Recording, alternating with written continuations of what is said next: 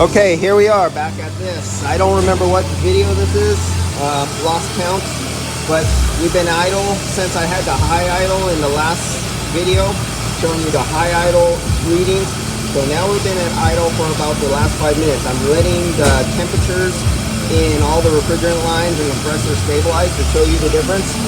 You remember, liquid line temperature is actually on the high gas pressure discharge of the compressor.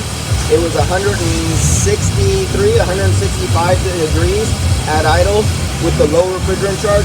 Now it has a full refrigerant charge. It dropped down to 126 degrees at discharge coming out of the compressor. That is the difference. And this is on a cool day. Look, it's only 78, 77, 79 degrees. This is on a cool day.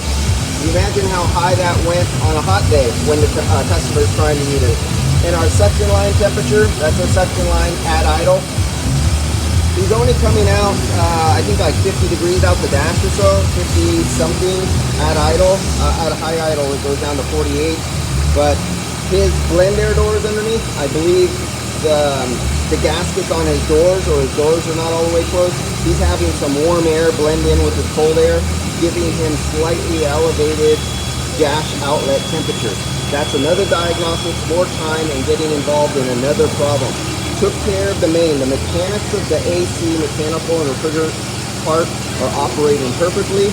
Now, if the customer wants to dive in more and he wants that few extra degrees, it will cost to get under the dash and start diagnosing why he's not obtaining what he should be obtaining. That's a whole nother diagnostic. That's the next step, not included in your refrigerant recharge.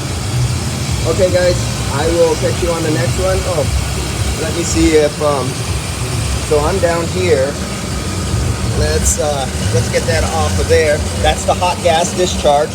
Now let's come over to the liquid line. Let's see what our liquid, so we're 126 degrees at this line. This is the discharge from the condenser. Now let's see what 126, right there. Looks like we're going to drop down to about 98. The plastic is cooling off because the clamp has mass to it with 126 degrees. So it takes a little while for it to lose its stored up energy, its heat in the plastic and metal. Getting down there, 98 degrees. Okay, we're going to level out somewhere around 98 degrees. I've done this so many times that I usually could get it. So 98.4 degrees or so. So that's the difference between 126 and 98 is the temperature of the hot gas going into condenser and the liquid coming out of the condenser. Alright gentlemen, that's enough with this one. I got to get on to my next one, so I still have a pool loaded and I have an emergency over in the East Bay I got to go to. So I'm going to cancel a couple of guys who are not important, and the guys who are on my appointment as critical will get taken care of. And then I'm going to have a late night. See you guys. Commercial, totally different ball game.